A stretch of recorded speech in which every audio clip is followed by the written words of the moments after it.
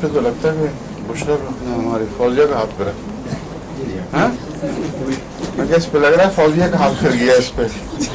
تم نے کیا سر؟ ہاں بیٹھو.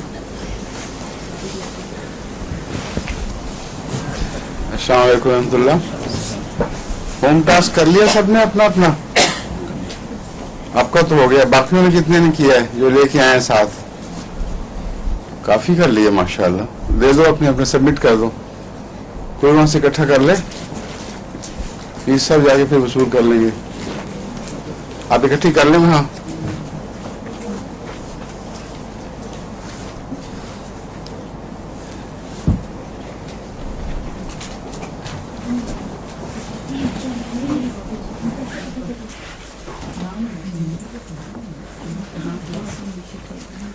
اپنا اپنا ہوم ٹاسک دے دیں. جو ہم نے وہ گائیڈ سمٹمز تیار کرنی ہے نا, فیملی پرسکرائبر. کیا؟ ہاں مجھے پتا ہے. پوری دوائیاں بنانے سے پہلے, آپ کو دینے سے پہلے کافی تیاری کرنی پڑتی ہے. تمام دوائیاں دوبارہ پڑھ کے ان پر نشان لگانے ہیں بریکٹس پہ, پھر وہ ٹائپ ہوتی ہیں, اس کے بعد آپ کو مل سکتی ہیں.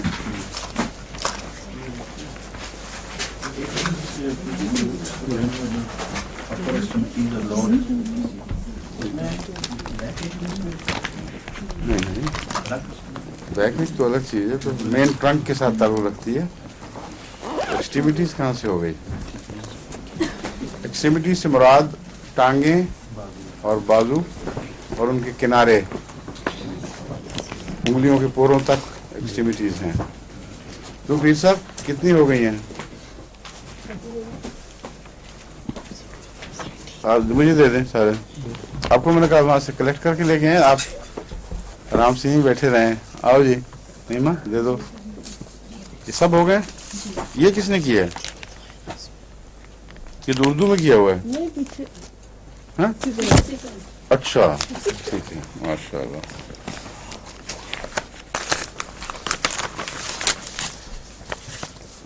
آپ کے پاس ٹائپسٹ کوئی نہیں ہے؟ گھر میں ہے تو صحیح. جی ہے. پھر ان کو استعمال نہیں کیا آپ نے؟ اگلی دفعہ کر دیں. اگلی دفعہ کر دیں. اچھا میرا خیال اسی دفعہ کر دیں, کروا لیں اس کو, پھر واپس کریں دوبارہ ٹھیک کر کے. ہیں اچھا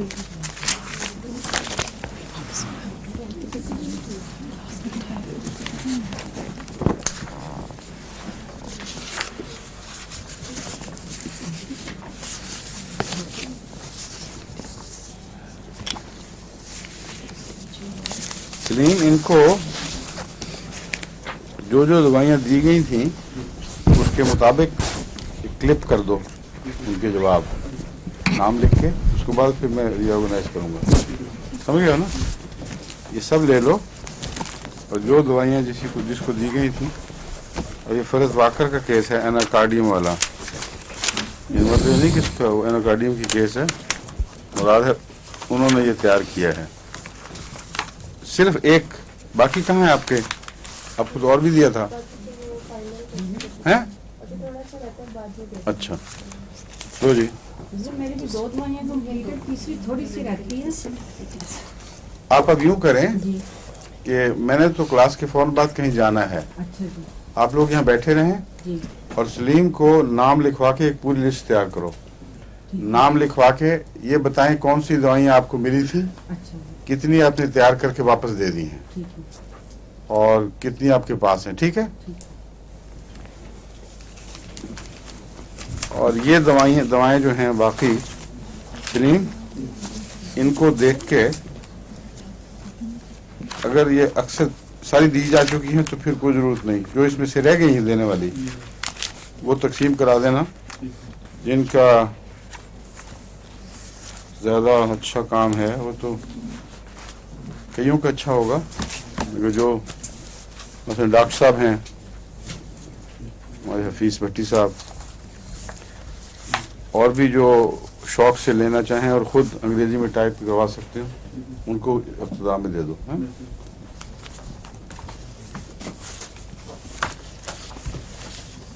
या इसको छोड़ो, तुम फैसला करना मुश्किल, जो कहे जिन्होंने काम करके दे दिया है फारूक हुए उनमें से कुछ को दे दो, किसी को रेफरेंडम।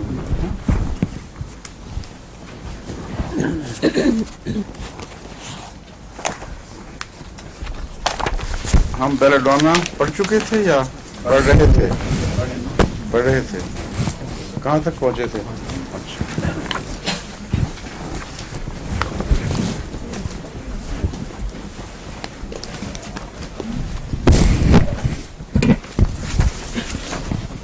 मेरा तो ख्याल है काफी पढ़ चुके थे, कुछ रह गया था बाकी। जी आंखों पर इसका असर होता है, तो वालिद होता है, तो छोटे स्कूल जाते हैं, आपके सूरत।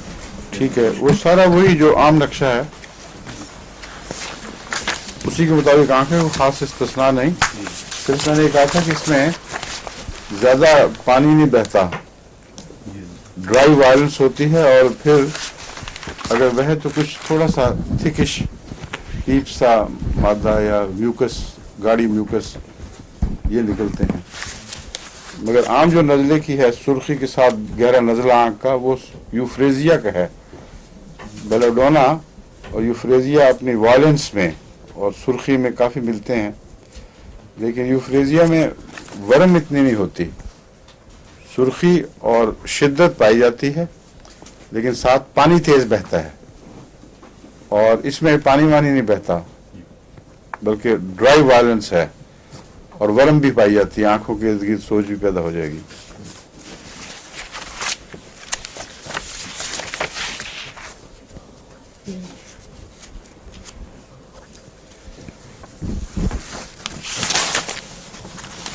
असल में यहाँ से यूं था, यूं उल्टाया था। नक्सवामी का साउंड फुल स्टेप्स ये दे चुका हूँ। नक्सवामी का जिंक दोनों नहीं, बेलाडोना से मुशाबहत या तो मुआजना के सिलसिले में। नक्सवामी का जिंक मैं तो हाँ बता चुका हूँ ना, ठीक है। क्यूप्रम भी इनसे मिलती जुलती दवा है।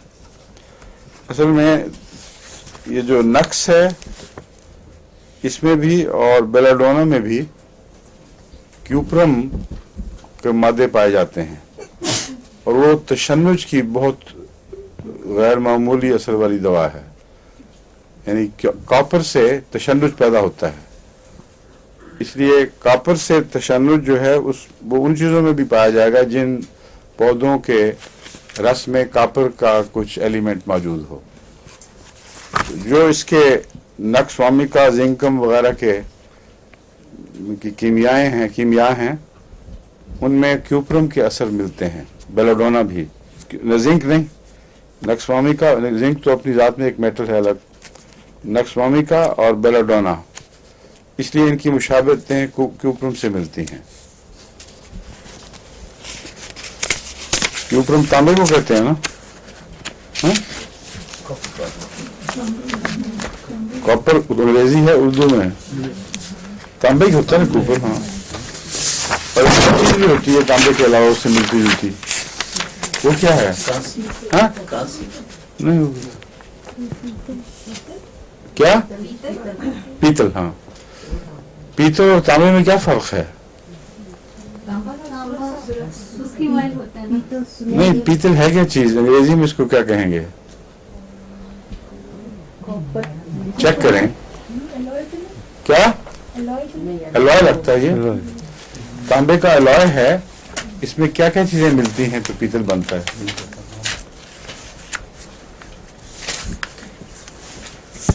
दो तीन धातें जब मिला के एक नई चीज बनाई जाए उसको अलॉय कहते हैं।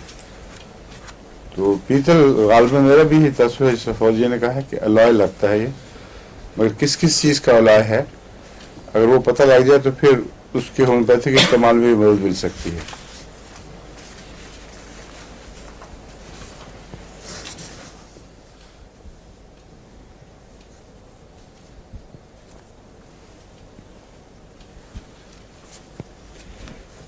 बेलाडोना में बिलअमूम हर बीमारी में यही दिखाई देता है कि आराम से फ़ायदा और हरकत से तकलीफ, मगर इसकी एक टांगों की अलामत रस्टॉक से मुशाबे है।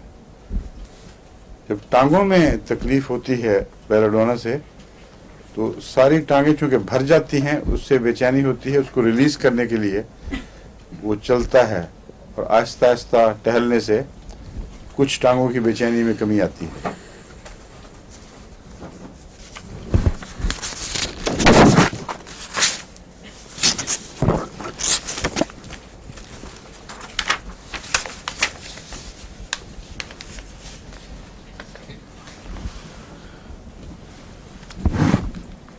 रस्का और इसका मैंने बता दिया था ना, पस्टिल्ला और एकोनाइट और बेलाडोना की तकलीफें अमूमन ठंडे पाँव ठंडे होने से होती हैं और ऊपर की तरफ चलती हैं, और रस्टॉक्स में ऊपर से नीचे की तरफ हरकत होती है दिल मुंह,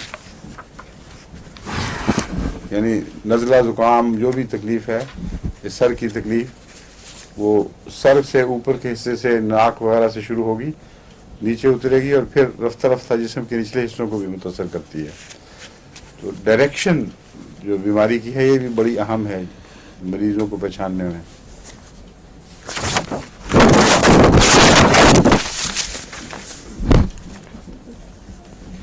फोटोफोबिया बता चुका हूं पहले ही मैं, है?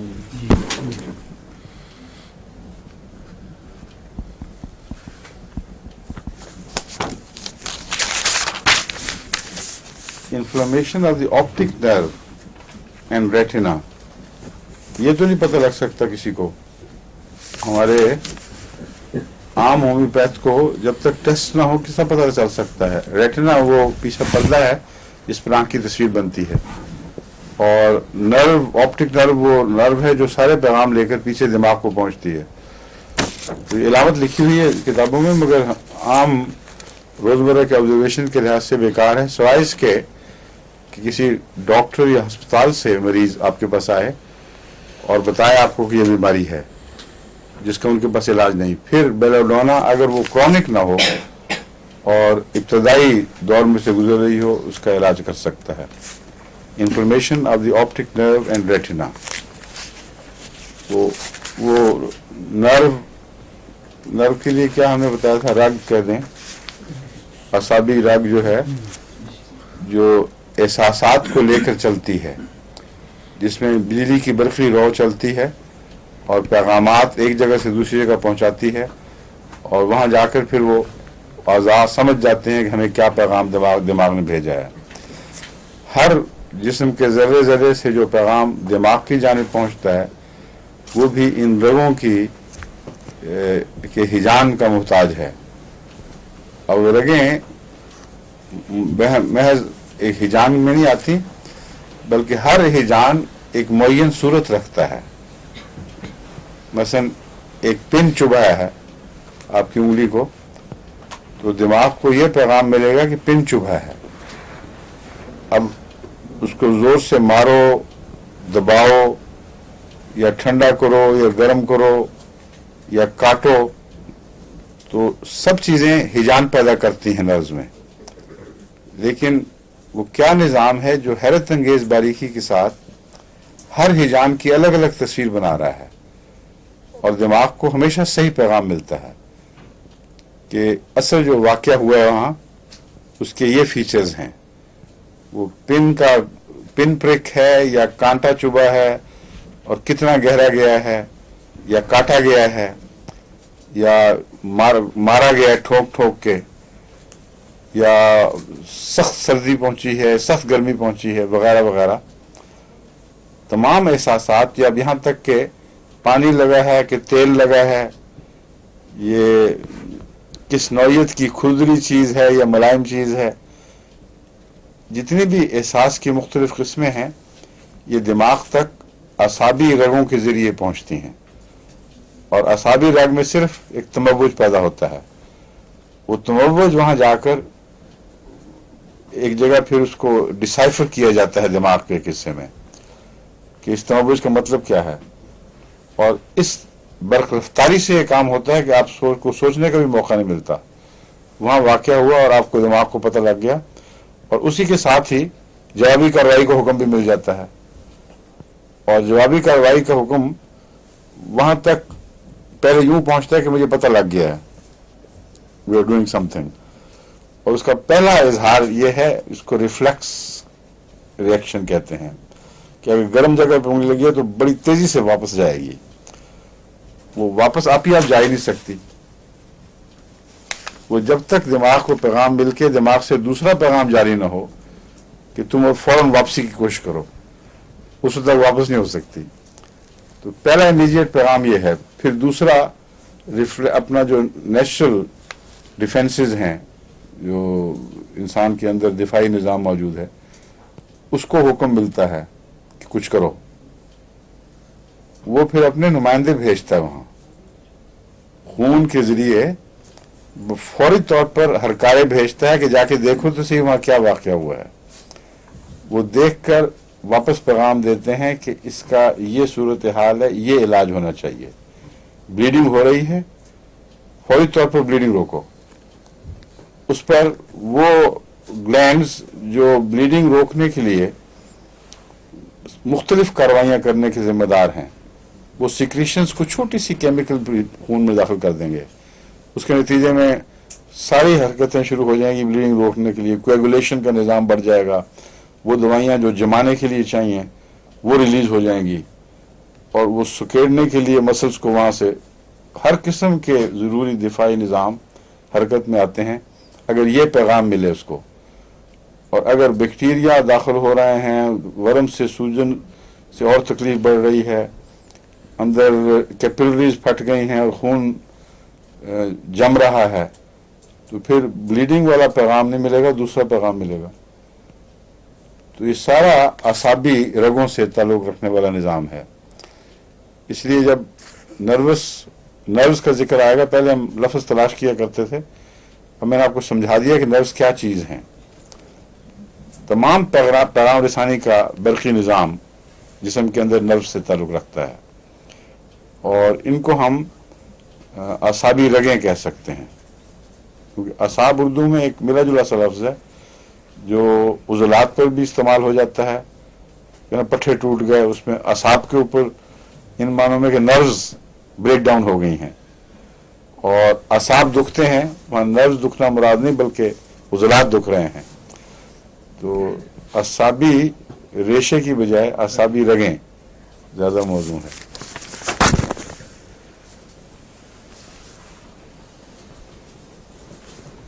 آپٹک جو نظر کے بصارت کی رگیں ہیں، ان میں اگر انفلیمیشن ہو جائے اور آنکھ کے پردے پر انفلیمیشن ہو جائے تو بیلاڈونا ابتدائی حالت میں مفید ہے. کرونک ہو جائے تو پھر بیلاڈونا فائدہ نہیں دے گی. خشکی بھی اس کا عمومی حصہ ہے. خشکی کے نتیجے میں جب وہ ان جگہوں پر میمبرینز پھٹ جائیں اور پھر کچھ پانی رسے یا خون رسے، وہ الگ بات ہے، مگر بنیادی بیلاڈونا کا مزاج خشک ہے.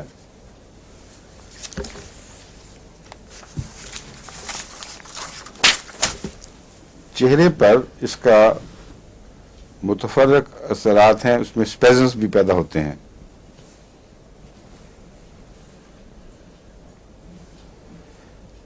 اگر نرو کے سینٹر یعنی اعصابی رگوں کا جو مرکز ہے دماغ میں، اس کی خرابی کی وجہ سے کانپنا شروع ہو جسم، یا بہت زیادہ وہاں دباؤ ہے خون کا، مثلا بعض بیماریوں میں ہو جاتا ہے، بیلاڈونا میں تو خاص طور پر ملتا ہے، ٹائیفائڈ میں اس میں بھی ہذیان پیدا ہو جاتا ہے اور کئی چیزوں میں.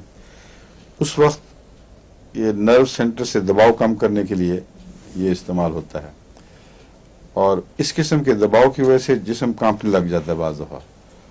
اس کی مؤثر اور فوری دوا بیلاڈونا ہے.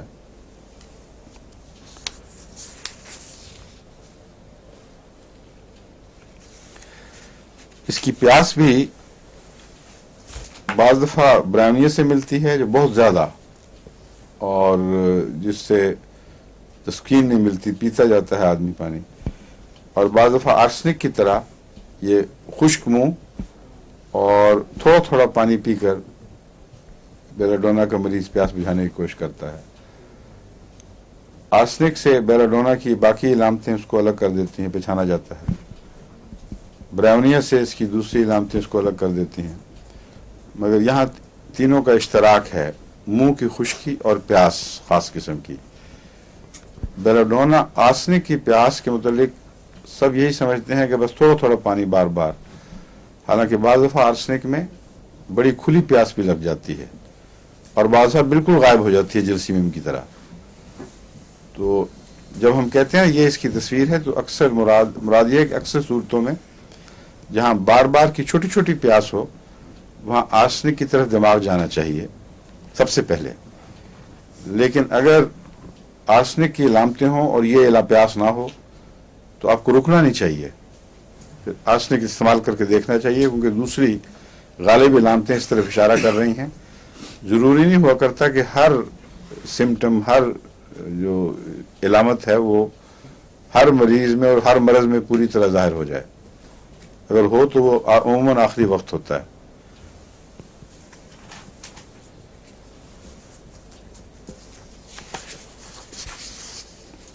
एक चीज इसमें है जिससे पता लगता है कि कुछ औरतों से भी बेलाडोना का मिजाज मिलता है।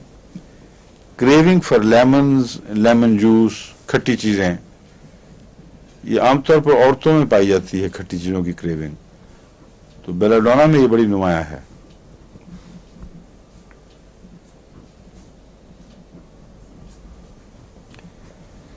इसमें खुले असहाल नहीं लगते, पानी वाले बहुत खुले खुले, बल्कि फ्लूइड होते हैं मगर थोड़े थोड़े, और ये आर्सेनिक से मिलता है इस मामले में।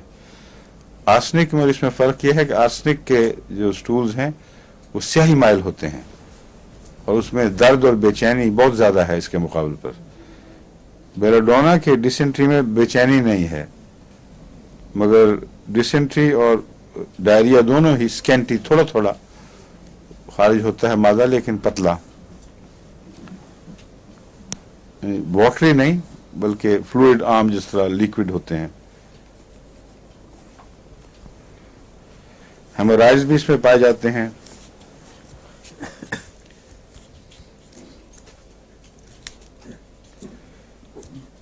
Urinate to urge to urinate is constant. ये अर्ज जो है ये कोई मुस्तकिल मिजाज का हिस्सा नहीं है इसका, ना इसका प्रोस्टेट ग्लैंड से कोई ताल्लुक है।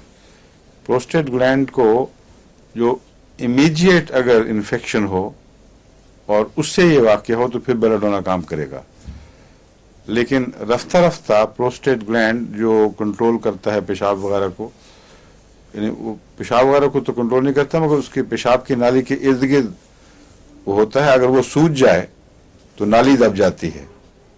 नाली दब जाने की वजह से सारा पेशाब खारिज नहीं होता, थोड़ा सा पीछे रह जाता है और ये बढ़ते बढ़ते फिर बाज़ दफ़ा ब्लॉकेट पैदा कर देता है। फिर डॉक्टरों को दूसरे ज़राए से, मैकेनिकल ज़राए से पेशाब निकालना पड़ता है। ये जो है ये इसको कहते हैं गुद्दा खुदामिया उर्दू में, या उर्दू हिकमत की ज़ुबान में कहना चाहिए। तो प्रोस्टेटिक ग्लैंड में बेलाडोना उस वक्त काम आएगा जब इब्तदाई इत्तफाकी हादसात के नतीजे में ये वाक़या हुआ हो, बाज़ चोटों से भी हो जाती है वरम। उस वक्त अगर प्रोस्टेट की अलामतें मिलती हों तो बेलाडोना इफेक्टिव दवा है, लेकिन क्रॉनिक केसेस में नहीं है। मैंने आपसे कहा था बेलाडोना इस्तेमाल होती है एक्रोनाइट के साथ, गुर्दे में पथरी हो तो उस सूरत में बर्निंग की अलामत भी इसमें पाई जाती है।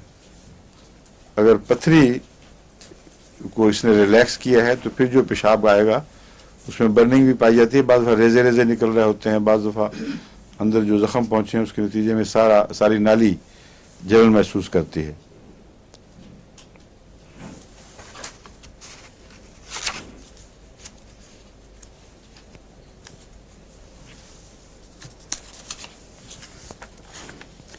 बाज़ दफ़ा ब्लैडर में पेशाब इकट्ठा होता रहता है और उसके बाद अचानक उठती है उसकी अर्ज, जैसे यूं मुट्ठी बंद होकर दबाव पड़ जाए।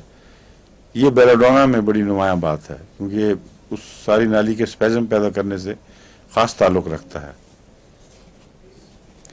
और एक होती है इलामत के पेशाब रुकता नहीं, वैसे ही बर्दाश्त नहीं होता, और बच्चों के बाद बाज़ दफ़ा औरतों में ये बीमारी ज़ाहिर होती है। उसका इलाज या कॉस्टिकम है या फिर काली खाब,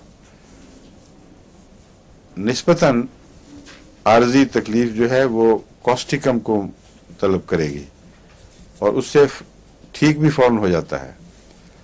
अगर गहरी उजलाती कमजोरियां हैं जो फालिज से मुशाबे हो रही हैं और बढ़ रही हैं, तो उनमें काली खाब इसके लिए बहुत इफेक्टिव है। मुस्तकिल तौर पर औरत में ये कमजोरी पैदा हो जाए कि वो बर्दाश्त न कर सके, ये मसल्स का फालिज है असल में। अगर बच्चे की पैदाइश से ताल्लुक हो तो कॉस्टिकम का पहले फौरी तौर पर देना चाहिए और बाद में बद असरात को रोकने के लिए काली खाब।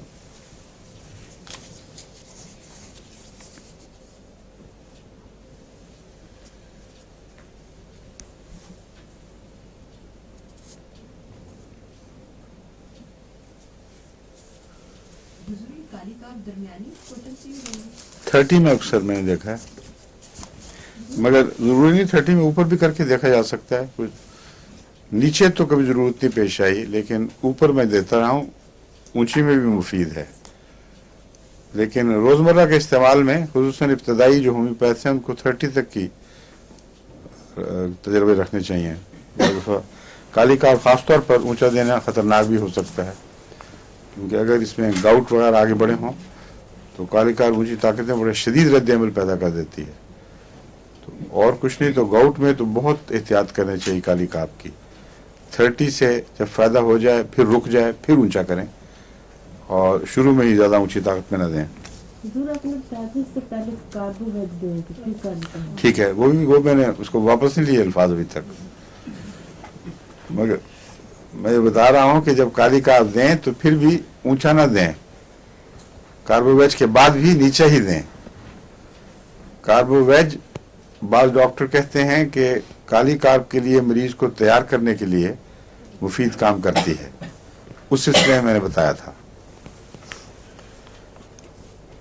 और ये जो मैंने आपसे बात कही है कि इसका ताल्लुक है औरतों से खास तौर पर, ये मटीरियल मेडिका में लिखा हुआ है कि औरतों को जब सर्दी लगती है, खास तौर पर मर्दों को भी लेकिन खास तौर पर औरतों को, क्योंकि व्हेन बिकमिंग ओल्ड और चिल्ड और इन वेरी कोल्ड एयर, ये 3 इलामतें हैं। औरतें बार दफा जब उम्र में बढ़ जाती हैं तो उनके लिए चूंकि बच्चे की पैदाइश बार बार है, उसके बद असरात आखिर के नुकसानात वो इकट्ठे होकर बड़ी उम्र में जाहिर होना शुरू हो जाते हैं। इसका ताल्लुक उसी से है असल में। तो उस वक्त अगर पेशाब ना रुकता हो तो काली खाब ज्यादा इफेक्टिव है। कैंप ने लिखा है डलकमारा और कॉस्टिकम। मेरा तजुर्बा यह है कि डलकमारा कॉस्टिकम इब्तदा में पहले कॉस्टिकम देनी चाहिए, और अगर वो फौरी असरात हुए हों फॉलिजी तो फौरी तौर पर दूर भी हो जाते हैं। इसने आगे मिला दिया है इन व्हेन चिल्ड और इन वेरी कोल्ड एयर, तो मिक्सअप हो गया है। मैं उसको खोल के आपको बता रहा हूं कि क्रॉनिक केसेस जो हैं, जो बड़ी उम्र की औरतों में पाए जाते हैं, उनमें अगर फौरी तौर पर जाहिर हो तो फिर कॉस्टिकम पहले दें। अगर रफ्ता रफ्ता बढ़ने वाली कमजोरी है तो कॉस्टिकम की बजाय काली खाब काम करेगी। डलकमारा उस वक्त देना है जब हवा में नमी बहुत हो और सर्दी भी हो, और कॉस्टिकम में नमी जरूरी नहीं है।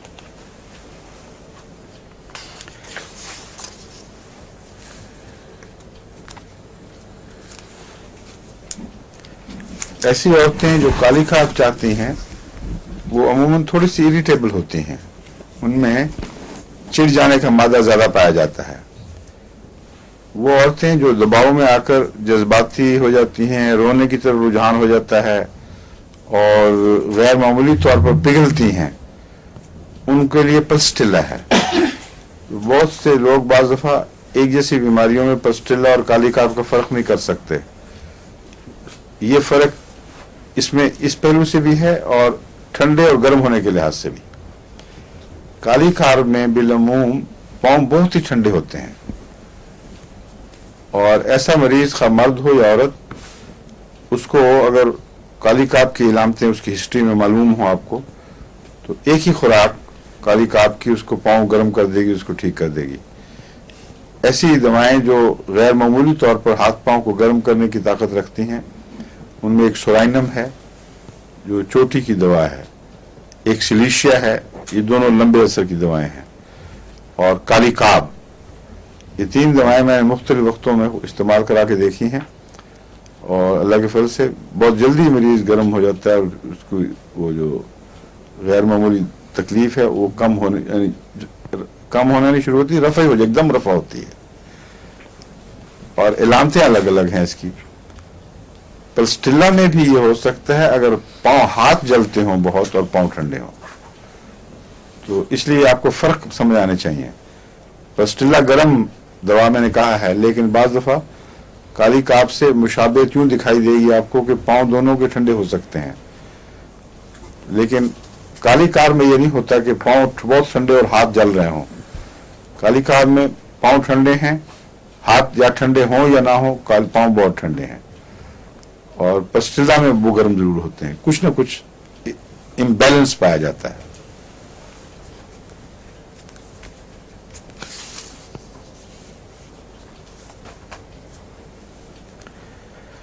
और बेलाडोना में क्या है?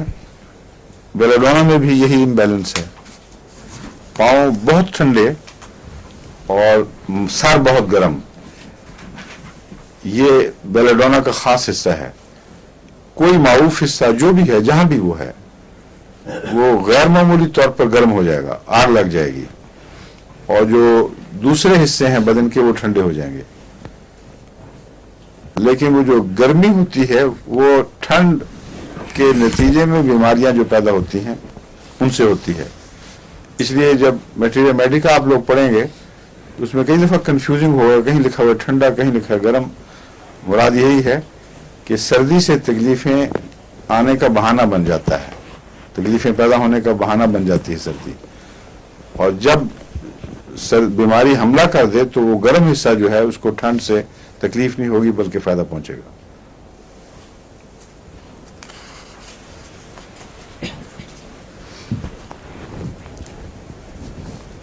अगर औरतों के रहम में लंबी बीमारी के तौर पर नहीं बल्कि किसी फौरी बीमारी के नतीजे में ओवरीज कंजेस्ट हो जाएं, रहम कंजेस्ट हो जाए और गैर मामूली तकलीफ और बर्निंग का बहुत एहसास हो कि अंदर जैसे आग लग रही है, उस सूरत में ये दवा बहुत अच्छी है।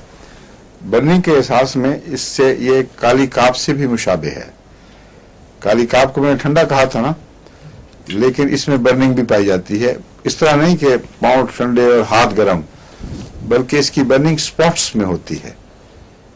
काली काप में गोल दायरों में किसी जगह एक पैच सा लगता है, बहुत गर्म हो गया है, और वो मारूफ पैच नहीं है। अब बेलाडोना को इसका देखें फर्क कितना वाज़ेह है। बेलाडोना में जो गर्मी है वो मारूफ हिस्से में, सोजे हुए मारूफ हिस्से में है। काली काप में बाज़ दफा घुटने के ऊपर गर्मी का एक पैच महसूस होता है, बाज़ दफा गुर्दे के पीछे महसूस होता है, बाज़ दफा पेट पर कहीं, और ये अंदर की बीमारी की इत्तला देता है, खुद मारूफ नहीं है। ये अंदर की बीमारी की तकलीफ को बाहर जाहिर कर रहा है। तो बेलाडोना काली काप में वो जगह जो है वो बीमार नहीं है, वो जरूर अंदर की बीमारी का पता देती है। पेचिश में पेट पर अगर गर्म स्पॉट्स हों तो काली काप की तरफ तवज्जो जानी चाहिए, इसकी आदत है, इस तरह जाहिर करती है। गुर्दे में तकलीफ हो रही है तो बाहर सिर्फ दर्द ही नहीं, दर्द तो होती है सारे इलाके में, उस हिस्से में, मगर अगर गर्म पैच कोई पैदा हो जाए बड़ा नुमाया, तो उसमें आपको काली काप का सोचना चाहिए। लेकिन अगर गर्मी के साथ वो हिस्सा मारूफ भी हो, फूला हुआ हो, सोजन हो, तो फिर बेलाडोना की तरह दिमाग जाएगा।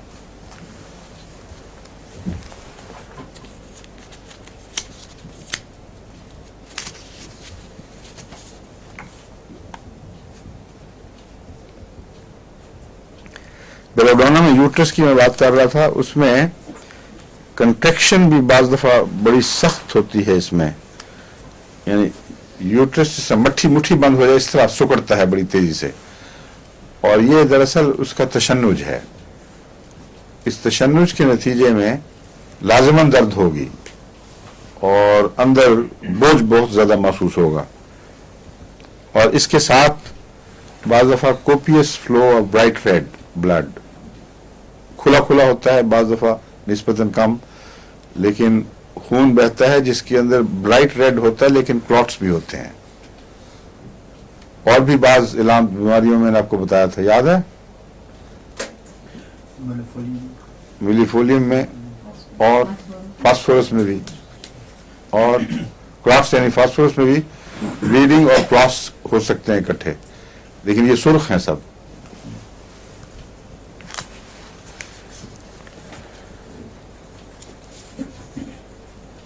سبائنا پڑھا دی آپ کو میں نے، سبائنا. پھر جب سبانا آئے گا پھر میں اس فلو کے متعلق دوبارہ بات کروں گا. ایبارشن کے نتیجے میں جو بلیڈنگ شروع ہوتی ہے، کیونکہ ایبارشن میں کچھ وائلنس پائی جاتی ہے اچانک، اس میں سبائنا بھی، وہ میں بعد میں تفصیل سے بتاؤں گا، بہت اہمیت رکھتی ہے. مگر بیلاڈونا اس بلیڈنگ کو روکنے کے لیے اچھی دوا بتائی جاتی ہے، خواہ وہ پہلے ہو خواہ بعد میں ہو. اگر تھریٹنڈ ایبارشن ہو تو اس میں بیلاڈونا بھی اثر دکھا سکتی ہے، مگر نسبتاً زیادہ گہری دوائیاں دراصل چاہیے. ان میں ایک سبائنا بھی ہے، وہ میں بعد میں آپ کو سبائنا پہ بتاؤں گا. لیکن ہیمریجز خاص طور پر جو بیلاڈونا میں بعد میں ہوتے ہیں، مثلاً پیدائش کے بعد یا کنفائنمنٹ کے دوران جو ہیمریجز شروع ہو جاتے ہیں، ان میں بیلاڈونا اچھی ہے.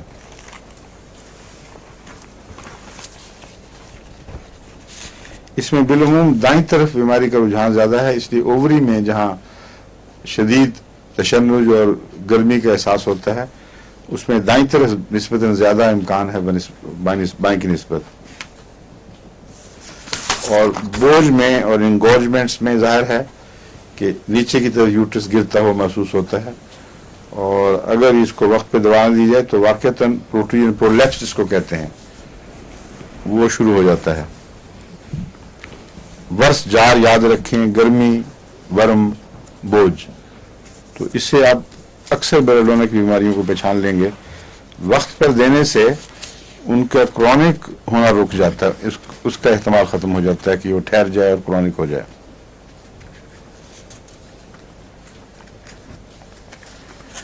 وہ پریگننٹ ویمن جہاں تھریٹنڈ ایبارشن ہوتی ہے، اگر وہ حساس زود حس ہوں آوازوں اور سٹیپس وغیرہ پہ بالعموم، تو ان میں بیلاڈونا بہت افیکٹو پریونٹیو ہے ایبارشن کا. اگر عمومی علامتیں بیلاڈونا کی پائی جائیں اور عموماً عورت ابارٹ کر دیتی ہے، اگر وہ ان چیزوں میں سینسٹیو ہو، اس کے اعصاب زود حس بھی ہوں، اس کے گرمی کے تجربے بھی ہوں، اس کے جلن کے احساس پیدا ہوتے رہے ہیں، اور رش کرتا ہے بلڈ، یہ اگر عمومی مزاج ہو تو اس میں بیلاڈونا بہت افیکٹو پریونٹیو ہے اس کے لیے، ایبارشن کی عادت کو توڑنے کے لیے. اور اگر ظاہر علامتیں ہو جائیں شروع میں دے دو تو روک بھی دیتا ہے. اس کی آواز اور گلے کی نالیوں کے ساتھ بھی بین ہی یہی علامتیں تعلق رکھتی ہیں جو میں بتا چکا ہوں، زیادہ تفصیل کی ضرورت ہی نہیں. لیرنگز میں اچانک بیماری پیدا ہوتی ہے ساتھ اس کے تشنج، آواز بعض دفعہ اچانک بیٹھ جاتی ہے. آواز اگر اچانک بیٹھے تو اس میں کوسٹیکم کی طرف بھی خیال جا سکتا ہے، بیلاڈونا کی طرف بھی. کوسٹیکم میں اچانک ٹھنڈ لگنے سے عضلاتی فالج ہو جاتے ہیں اور آواز کا بھی فالج ہو جاتا ہے، اور اس میں بیلاڈونا میں خون کے غیر معمولی دباؤ کی وجہ سے وہاں پریشرز ڈیولپ ہو جاتے ہیں. اگرچہ مستقل فالج نہیں ہوتا مگر ہوتا اچانک ہے. تو بیلاڈونا کی علامتیں اپنے خون کے دباؤ اور نمایاں طور پر گرمی سے پہچانی جائیں گی. کوسٹیکم میں یہ علامتیں نہیں ملتی. ایک دفعہ مجھے یاد ہے وقت ربوہ میں جا رہا تھا اس کی طرف، مسجد اقصی کی طرف، تو ہماری اس دنوں میں مسجد اقصی کی میٹنگ ہو رہی تھی کوئی، اس کو جب ایکسپینڈ کرنے کا وقت تھا نا، تو وہاں رستے میں ریلوے لائن پر ایک بیچارہ آدمی ملا، وہ موچی تھا، مزدور تھا کوئی غریب، तो उसने मुझे हाथ देकर रोका, आवाज नहीं आ रही। तो मैंने उसको, उस ठंड सर्दियां थी, उसको मैंने फौरन लिख दिया वक्फ जदीद में जाओ और कॉस्टिकम की एक खुराक ले लो 1000 ताकत में। और उसी दिन शाम को या दूसरे दिन वहां से गुजरा तो वो मुझे आवाज दे के, बड़ी ऊंची आवाज से कि देखो जी ठीक ठाक हो गया। तो एक ही खुराक कॉस्टिकम की दी थी, वो अल्लाह के फजल से फौरन आवाज वापस आ गई। तो ये अंदाजा लगाना पड़ता है कि ये मौसम कैसा है, तरस से क्या लगता है। उस पर कोई वायलेंस के आसार वैसे नजर नहीं आ रहे थे। तो अचानक गला बैठा है, सर्दियां थी, मैंने कहा खुश्क सर्दी लगी है, बस और कोई बात नहीं। तो इस तरह आप पहचान लें अगर मिजाज, तो आपको ज्यादा सवाल करने की जरूरत नहीं है। बस एक मरीज को देखते हैं, फौरन अंदाजा हो जाता है कि किस किस्म का मरीज है। एक दो बातें बताने से उसके पता चल जाता है। मगर ये जल्दी जो है पता चलने की, ये आपकी लंबी मेहनत के नतीजे में पैदा होती है, ये अचानक नहीं पैदा हो सकती। और लेक्चर सुनते हैं या सुनती हैं तो बार बार फिर उनको पढ़ें या सुनें, यहां तक कि वो आपके मिजाज में दाखिल हो जाएं, आपको पहचान फौरन हो। किसी कोई दोस्त मिले, कोई देर के बाद मिले, चाहे आपको जोर तो नहीं लगाना पड़ता, इल्ला माशाअल्लाह। कभी कभी होता है कि एक चेहरा आशना है लेकिन पता नहीं लग रहा, मगर अक्सर एकदम कोई 50 साल पहले का भी आ जाए दोस्त तो आप फौरन पहचान जाते हैं। तो इसलिए उनको दोस्त बना लें, दवाओं को इतना दोस्त बनाएं कि जहां भी उसकी शक्ल नजर आए फौरन ज़हन में उभर आए। फिर आपको उसके लिए वहां बैठकर घंटों मेहनत नहीं करनी पड़ेगी, लेकिन इससे पहले सालों मेहनत जरूर करनी पड़ेगी।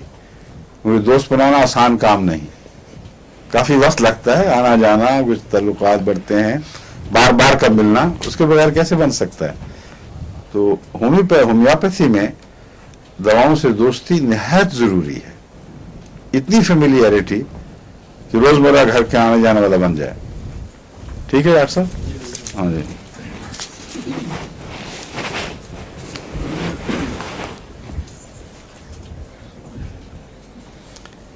बाज लोग हैं जिनकी आवाजें अभी कुछ बड़ी मोटी वो बोलते बड़ी चीख निकलती है, और ये अगर वक्ती हो तो बेलाडोना बहुत अच्छी है, लेकिन बाजों को क्रॉनिक हो जाती है।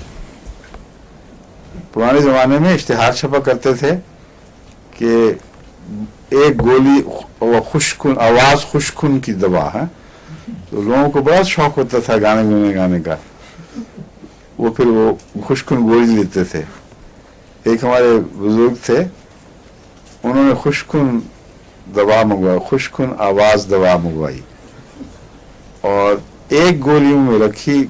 उनका अपना बयान था कि गोली अंदर और आवाज बाहर। और उसके बाद सारी उम्र बेचारों की मुसीबत रही, पता नहीं क्या उस जालिम ने क्या डाला हुआ था, कभी आवाज मोटी कभी पतली, कभी मोटी कभी पतली। और एक हमारे और बुजुर्ग थे, वो साबित थे सुरगोदे के, उनकी यही तकलीफ थी, लेकिन वो क्रॉनिक थी। तो क्रॉनिक में ये काम नहीं आएगी। क्रॉनिक में फालजी इलामात, इसका एक फालिज होता है मुकम्मल, उसमें तो आवाज बंद हो जाती है। एक है प्रीसिस, जिसमें पार्शियल पैरालिसिस होता है, बाज हिस्से का और किसी को हिस्सा बच गया है या सब पर कमजोर फालिज है। उसमें बाज दफा थोड़ा सा बोलने पर कभी आवाज उसमें जान पड़ जाती है, कभी जरा एकदम जान निकल जाती है। तो ये जो कैफियत हैं ये आवाज को बहुत मोटा और बहुत पतला भी बना देती हैं। बेलाडोना में अगर ये आर्जी तौर पर हो तो बहुत इफेक्टिव है। इसमें लेटने के बाद रात को खांसी ज्यादा बढ़ती है और स्पेज़मोडिक है, और बाज़ दफा बार्किंग कॉफ कहते हैं इसको, कुत्ते की तरह की आवाज खौक खौक करके निकलती है, लेकिन इसमें लेटने के बाद ज्यादा होती है। हो सकता है लेटने के बाद छाती पे वहां खून इज्तिमा हो जाता हो। सोने के बाद जो खांसी होती है उसमें कौन कौन सी दवाएं आपके जहन में आती हैं? हैं? लेकेसिस एक दवा है जिसकी खांसी अमूमन सोने के कुछ देर के बाद शुरू होती है। फेरोफास में भी है ज्यादा, लेकिन एक और दवा है जो मैं आपको बताता, यूफ्रीजिया। यूफ्रीजिया अगर नजलाती असरात से साथ साथ खांसियां शुरू हों तो उसमें यूफ्रीजिया में ये अलामत नुमाया है कि चूंकि उसकी आंख का पानी तेजाबी है और गले का पानी तेजाबी नहीं है, जब वो लेट जाता है तो आंख का पानी पीछे गिरने लगता है। उसके बाद वो आधे घंटे 1 घंटे के अंदर वो इतनी सोजिश पैदा कर देता है कि खांसी शुरू हो जाती है। तो दिन भर आराम रहेगा और लेटा और कुछ देर के बाद आंख खुल गई खांसी से। कुछ देर के बाद खांसी से आंख खुलना लेकेसिस का भी हिस्सा है, क्योंकि हर नींद में लेकेसिस की बीमारियां बढ़ती हैं। और बाल बच्चों को बाज़ दफा रात को खांसी शुरू होती है और लगता है कि सोने के नतीजे में हुई है, क्योंकि वो जरा जल्दी सोते हैं, लेकिन दरअसल बाज़ दवाइयों में 11 बजे शाम की रात की एग्रेवेशन शामिल होती है।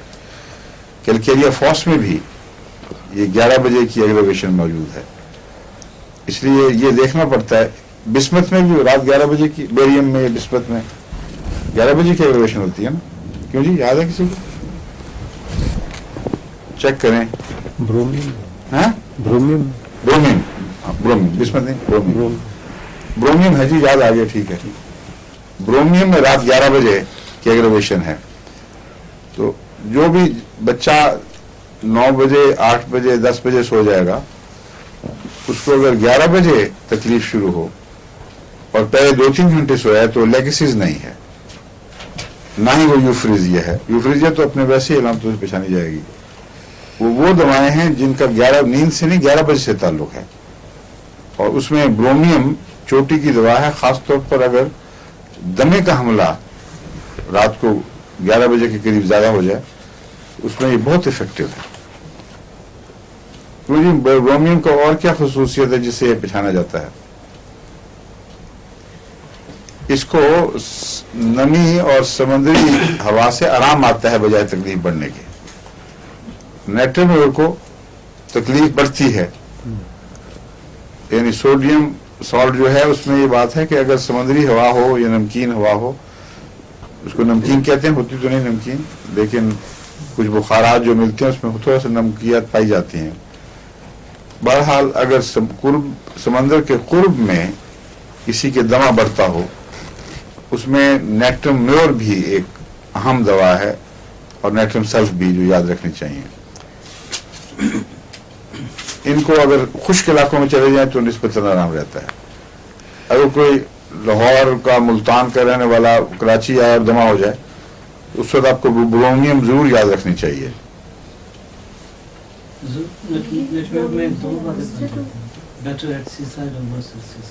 Better seaside and what? बस हुई होती है, बाज वर्ष हो जाते हैं, बाज बेटर। अच्छा, तो क्या फर्क क्या करेंगे आप? फर्क तो खास नहीं तो फिर क्या फायदा बताने का? जो चीज हमें पता है वो जो पहचानी जाएगी वो तो मैंने बता दी। जहाँ पहचानी कुछ नहीं हो सकती तो क्या फायदा कंफ्यूज करने का? जो बेशक लिखा हो, मैं वो सारी बातें काटता जाता हूँ यहाँ से, और अगर लिख भी दूं तो आपको बताता हूँ कि ये बेमानी सी बात है, आपको इससे कोई फायदा नहीं पहुंचेगा। समझ जाए ना?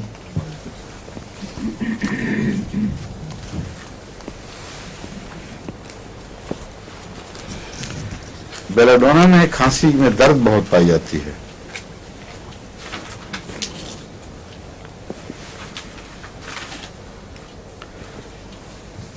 सल्फर भी, हेपेसल्फ में भी, ब्रायोनिया में भी, फास्फोरस में भी ये हिस्सा नुमाया है कि खांसी में अमूमन दर्द ज्यादा पाई जाती है।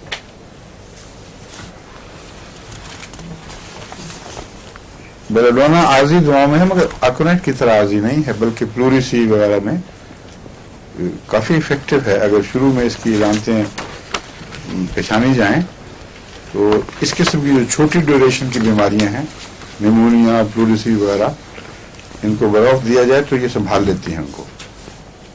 बहुत शॉर्ट एक्टिंग नहीं है।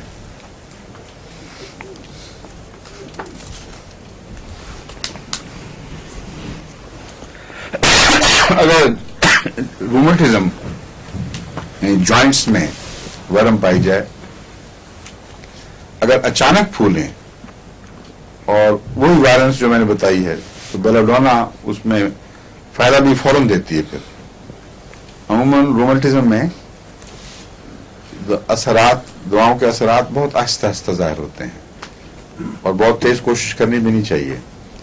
अगर बेलाडोना काम सिर्फ उसी वक्त करेगा जबकि बेलाडोना की इलामतें पाई जाएं, किसी वजह से खून का रश हुआ है और उनके नतीजे में जोड़ फूल गए हैं, तो उनमें वर्म बाहर भी दिखाई देगी, गर्मी का एहसास नुमाया होगा, तपकन होगी, धड़कन होगी। बेलाडोना की चंद खुराकें उस तकलीफ को लंबा होने से बचा लेती हैं।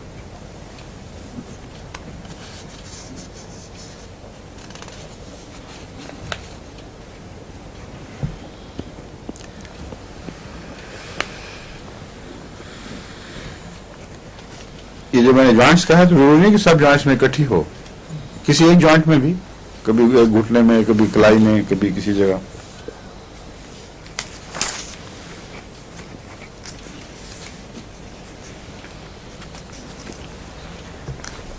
टांगों में क्रैम्प्स इसका खास हिस्सा है। क्रैम्प्स तो हर जगह ही होते हैं इसमें, लेकिन बच्चों में जो पुरखून हो, अगर टांगों में क्रैम्प्स का रुझान पाया जाता हो तो उसमें ये अच्छी है। यानी तशन्नुज, क्रैम्प्स का मतलब है तशन्नुज। उसको हम लोग मेरा ख्याल पट्ठा चढ़ना भी कहते हैं। हाँ? पट्ठा चढ़ गया, वो तशन्नुज ही है दरअसल में। हमारे दिमाग में तस्वीर आती है एक पट्ठा यहाँ से आया, वो दूसरे को चढ़ के उलझ गया है। एहसास यही होता है, मगर वो असल में स्पेज़म से, कन्वर्शन से होता है।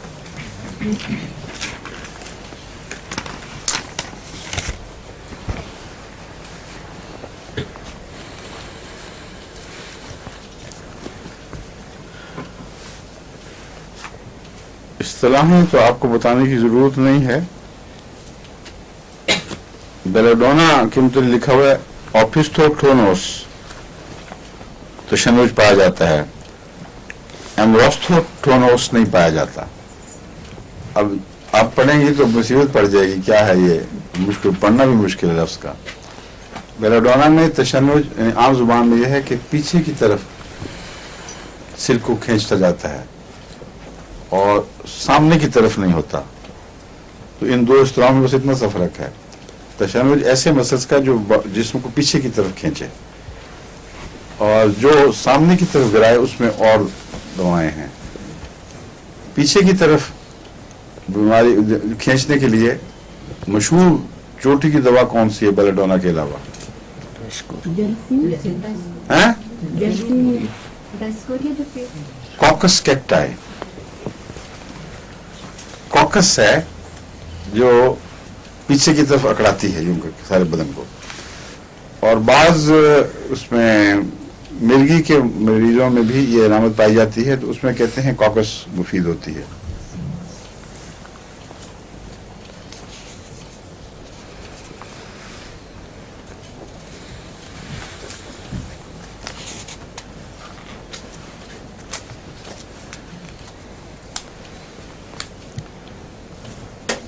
एपिस में भी वायलेंस है, एपिस में भी गर्मी है, यानी शहद की मक्खी के कांटे में, और सोजन है। तो उसमें और इसमें फर्क क्या है? Apis wants to be cool, wants to be uncovered. Belladonna wants to be warm, wants a warm room. अब ये खास एक फर्क बताया गया है। बेलाडोना में चूंकि बाकी जिस्म ठंडा होता है, इसलिए वार्म रूम का और कवर होने का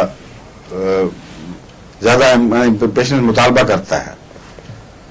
सिर्फ माऊफ हिस्सा गर्म है। जब बाकी जिस्म ठंडा होगा तो चाहेगा कि कपड़ा ले और गर्म कमरे में आए। और एपिस का सारा बदन जलता है और किसी किस्म की गर्मी बर्दाश्त ही नहीं, बल्कि बाज़ दफा اگر اس کو آگ کے سامنے ایسے مریض کو بٹھایا جائے تو تشنج شروع ہو جائیں گے. بچوں کو بڑی شدید بیماری ہو جاتی ہے اور خاص طور پر بچوں میں احتیاط بتائی جاتی ہے کہ نہ اس کو کبھی جس بچے میں تشنج ہو پہلے تحقیق پوری کر لو کہ کس چیز کا مریض ہے. بعض لوگ کہتے ہیں گرم پانی سے میں غسل دے دو. اگر ایپس ہوگا تو اسی غسل میں مر بھی سکتا ہے کیونکہ تشنج اتنے زیادہ ہو جاتے ہیں کہ نالیاں بھی بند کر دیتے ہیں, سانس کی خون کی نالیاں بھی بند کر دیتے ہیں. تو یہ پہچان ہے دونوں کی.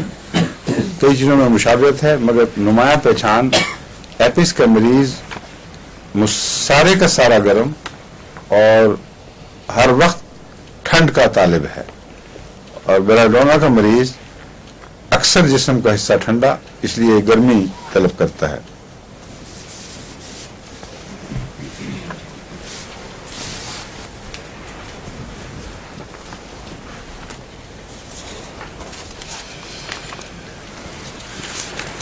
ریش بھی ان دونوں دواؤں میں پایا جاتا ہے.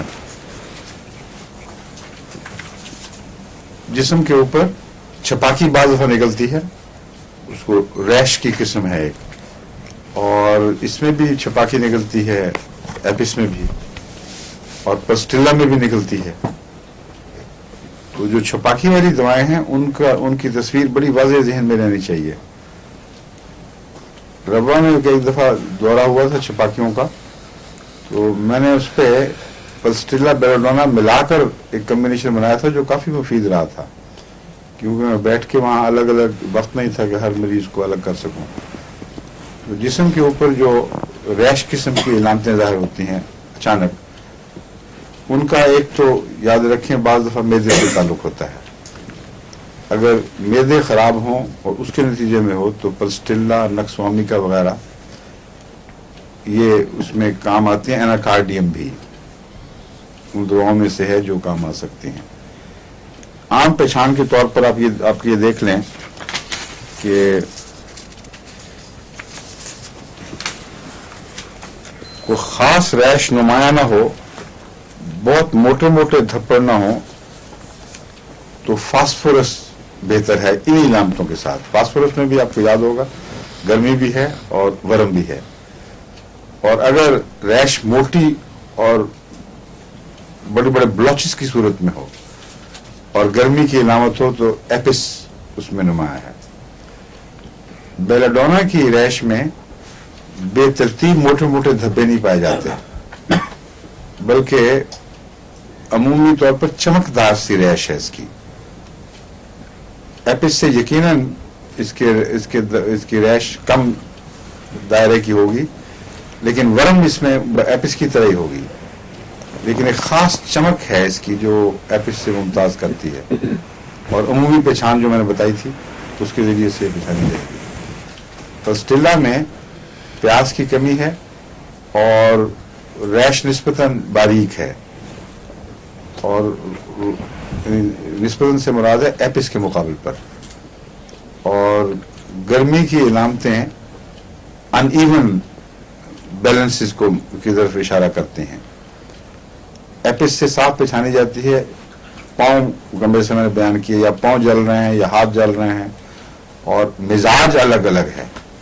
ایپس کا مزاج میں غصے والا ہے, چڑچڑا ہوتا ہے, اور پلسٹیلا کا مزاج رونے والا ہے. اس لیے بہت سی باتیں دیکھنی پڑتی ہیں. ایک مریض آتا ہے, اس کی بات کرنے سے پتہ لگ جائے گا کہ نرم ہے یا تیز مزاج کا ہے, اور اچانک ایک دوائی کا گروپ آپ کے سامنے آ جاتا ہے.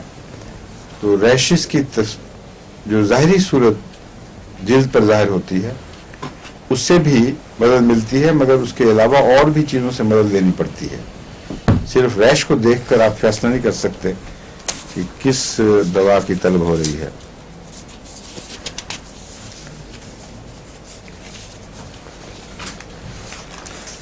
بعض دفعہ اور بھی علامتیں ہیں جو مددگار ہو جاتی ہیں. مثلا فاسفورس میں نے بتایا تھا, اس کی بھی ریش ہے. فاسفورس میں آپ کو یاد ہوگا میں نے کہا تھا کہ سخت ٹھنڈی پانی کی طلب, لیکن معدے میں جو ہی گرم ہو جاتا ہے معدہ اس کو اچھال دیتا ہے.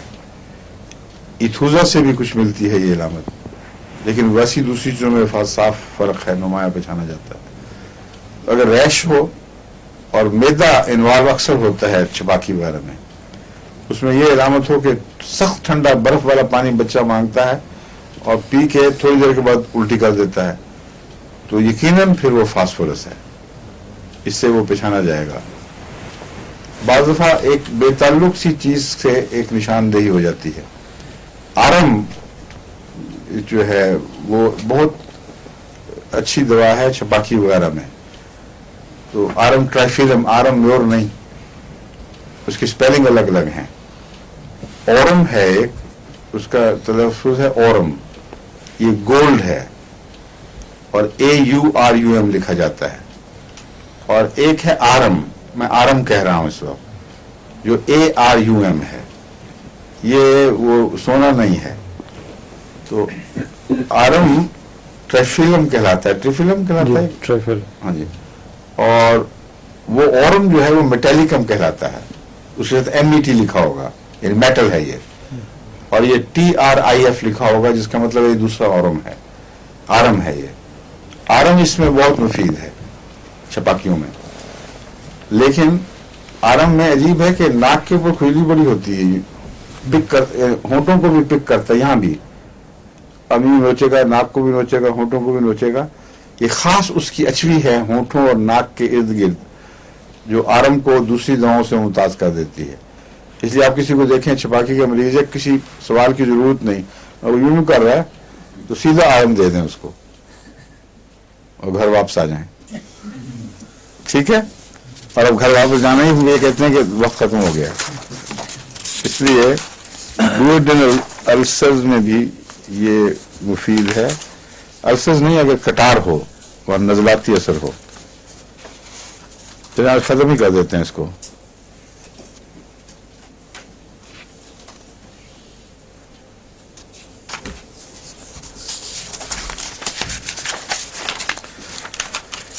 कैलकेरिया का इससे बहुत ताल्लुक है, बता चुका हूं आपको। बेलाडोना जहां काम करना छोड़ देगा, वहां कैलकेरिया की बारी आ जाएगी, या और किसकी, सल्फर की। तो बाद दफा बेलाडोना एक जगह से आपको सल्फर में ले जाता है, सल्फर फिर कैलकेरिया में जाती है। तो कैलकेरिया कार बहुत अहम दवाओं में से जंक्शन है। ये बहुत सी जगहों का जंक्शन, यहां से दवाएं होकर, जैसे गाड़ियां गुजरती हैं ना जंक्शन से, वो कैलकेरिया कार से होकर गुजरती हैं, ठीक है। लेकिन सल्फर अगर आप कैलकेरिया कार के बाद दे दें तो एक्सीडेंट हो जाएगा। याद रखें, इसकी जो लाइनें हैं वो दोबारा सल्फर में नहीं जाने देंगी, फिर एक और स्टेशन से वापसी करनी पड़ती है जिसका नाम लाइकोपोडियम है, ठीक है। अस्सलाम वालेकुम। अब कल इंशाल्लाह दूसरी दवाएं शुरू।